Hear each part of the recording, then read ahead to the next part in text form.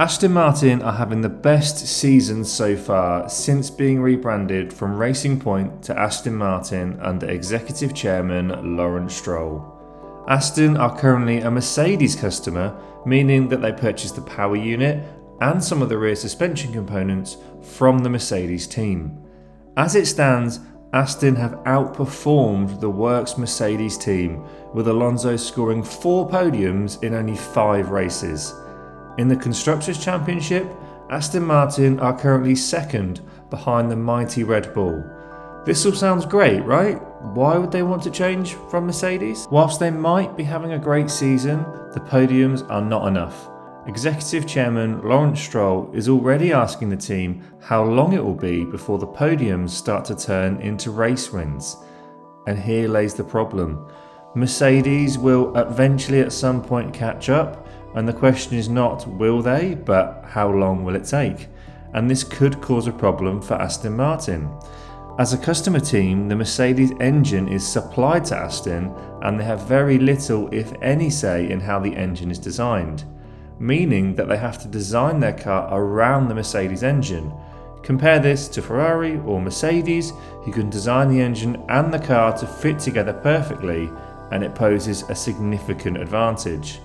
It's no coincidence that current championship leaders Red Bull have gone with this approach, creating Red Bull powertrains after Honda decided to leave the sport. Aston Martin have received a huge amount of investment from Stroll, with a new factory in Silverstone nearing completion and a very aggressive recruitment drive, all of which came into effect and is being reflected in their current performance.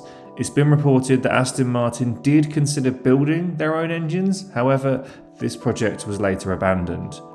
In 2026, the engine regulations are changing, and it has attracted big manufacturers such as Audi, who will be entering their own works team for 2026 after acquiring Alfa Romeo. Ford are also entering in a partnership with Red Bull, albeit this seems to be more of a marketing exercise, with Ford having a very small level of involvement in the engine production. Honda have shown interest in making a return in F1 in 2026. McLaren are also believed to have contacted Honda about a possible return after their disastrous 2016 season. It seems unlikely that this will happen, especially after the very public fallout that the two companies had. Going back to Aston Martin, how could a Honda deal actually happen? Well, it could in part be thanks to the recruitment drive that Stroll has been on since acquiring the team. Martin Whitmarsh, who is the Group CEO of Aston Martin Performance Technologies, could be the key. Martin previously ran McLaren under Ron Dennis and brokered the deal between McLaren and Honda.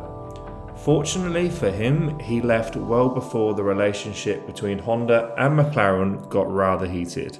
So it's not beyond the realms of possibility to imagine Martin being able to negotiate a deal with Aston Martin and Honda for 2026. The only thorn in his side could be their current star driver Fernando Alonso. Back in 2016, Fernando publicly denounced Honda at their home race with that famous well-known comment calling the engine a GP2 engine. However, Fernando is very clever, and we could see him building bridges with a Japanese company if it would result in a championship winning car. 2026 is also a few years away, and it's not guaranteed that Fernando will still be racing at that time. Let us know your thoughts in the comments, and as always, if you've enjoyed this video, please leave it a comment and a like. If you're feeling really awesome, please hit that big red subscribe button.